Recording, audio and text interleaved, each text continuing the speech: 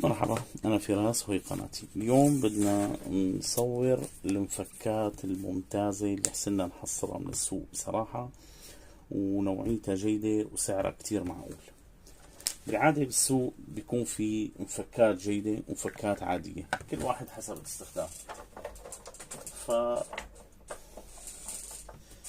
بالعادة بنشتري من هيدي المفكات نحن رؤوسها عادية، يعني راس طبيعي جدا هيك طويل او قصير مصالب، او من هدول نوعيات المفك بيستخدم لحركة واحدة، يعني مثل هذا مصالب ناعم، صاعد خشن، او راس شق لماكينة خياطة.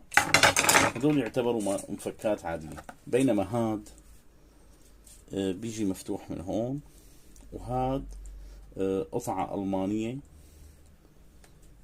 بطريقة كتير ممتازة، مصنع ومتين، يعني وقع مي صدق تمام ممتاز، ما في اي وثابت، ما في حركة. مع ذلك هو مفك مغناطيس. يعني مثلا هدول المفكات الروس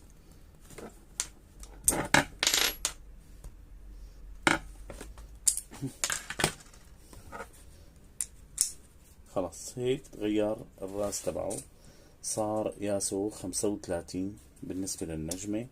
هي حطيناه صار بال40.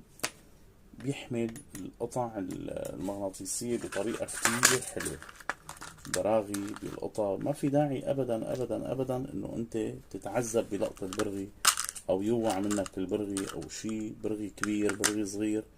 طبعا هاد لساته جديد، لسه مو معرض للمغنطة ابدا.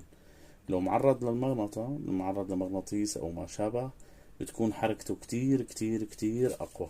هي ناحية اساسية.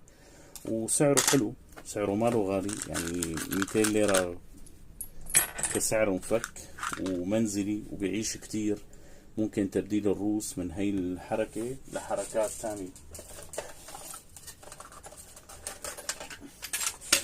يعني بنحط له قياس 13، بصير هيك 14 ميلي، تغير حط 10، حط 13 قد ما كان بدنا القياس. يعني فينا نقول انه المفك يعني بيحتاجه كل مصلح او كل صاحب بيت. هذا قطعة حقها 200 ليرة بس، هي القبضة طبعا بدون الرؤوس تبعها.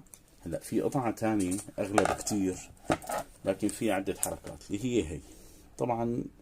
يعني ماركة بوش ما لا خافية عن حدا ابدا ابدا. ماركة بوش